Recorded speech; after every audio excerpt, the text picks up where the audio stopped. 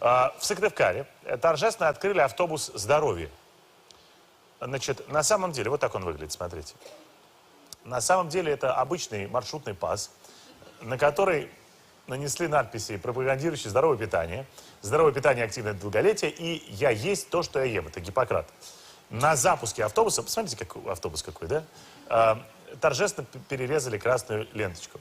Внутри автобуса разложены материалы, рассказывающие о здоровом образе жизни, а на телевизоре, в автобусе установлен телевизор, показывают профилактические видеоролики.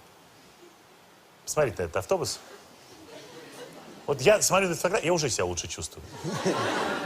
Вот как ты, Митя? А я, Вань, понял, почему автобус называется ПАЗ. Аббревиатура, это первый автобус здоровья. Вот меня больше другое поражает, что у нас в стране одна и та же модель автобуса является и автобусом здоровья, и ритуальным автобусом. Одна и та же. Да и маршрут, наверное, тоже.